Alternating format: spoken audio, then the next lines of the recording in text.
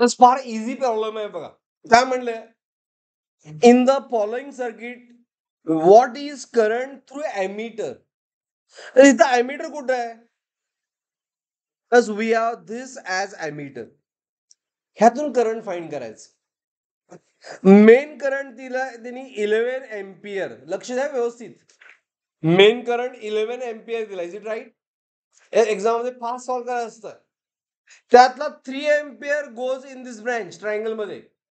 हा रिमेनिंग किती असेल? 11 मधला 3 गेला म्हणजे एवढं मॅथ सोपं आहे का नाही? राहिला किती? 8. ल्या 8. तुमच्या बोलू नका रे. हा 8 एम्पियर. Is it clear? हा.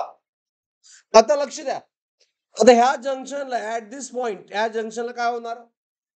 प्लस 3 इनकमिंग आहे, 5 इनकमिंग आहे, त्यामुळे हा आउटगोईंगच पाहिजे, ऑप्शन नाही आहे. हा आउटगोईंग किती देणार? 3 + 5 8. अंडरस्टूड? लिहिला 8. ओके. मग एमीटरचा करंट आपण डिसाईड करू नाही, डिसाईड करू शकत नाही. आता इथं काय झालं? हा 8 इनकमिंग आहे इथं. Is it right? हा 8 इनकमिंग आहे, आउटगोईंग किती आहे? 5. मग 8 हा मोर आहे, 8 जास्त आहे ना, त्यातला 5 आउटगोईंग झाला. तर हा ह्या ब्रँच मधला हॉरिझॉन्टल ब्रँच मधला करंट काय असणार? आउटगोईंग का इनकमिंग? बॅलन्स व्हायला पाहिजे. 8 इनकमिंग आहे, इनकमिंग 8 आहे, इक्वल टू आउटगोईंग 5 आहे. मग बॅलन्स होईल काय? नाही झालं. आउटगोईंग अजून एक इनकमिंग केलं तर ऍडजस्ट होणार नाही. इथं 8 होण्यासाठी आउटगोईंगच लिहायला पाहिजे, राईट? त्यामुळं हा करंट किती? 3 एम्पियर. बरोबर? राईट? हे कळालं सगळ्यांना? त्यानंतर ह्या जंक्शनसाठी मी आता डिस्कस करतो बघा. ह्यामध्ये 3 एम्पियर इनकमिंग आहे, म्हणजे इनकमिंग किती आहे? 3.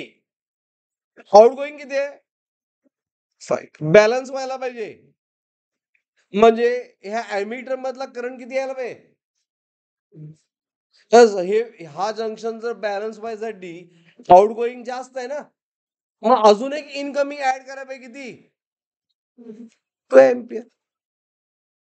त्यामुळं एमीटरचा रिडिंग किती?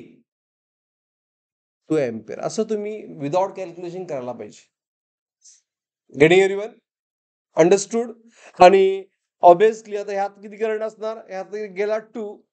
मी ह्या जंक्शनला मी अप्लाय केलं, 8 आला, 8 मधला 2 गेला, राहिला किती? 6 एम्पियर. अँड 6 + 5 किती झाला? 11. Circuit is balanced. काल सगळ्यांना? Nikam? Is it clear everyone? Answer आलं. एमीटरचं रिडिंग किती? 2 एम्पियर.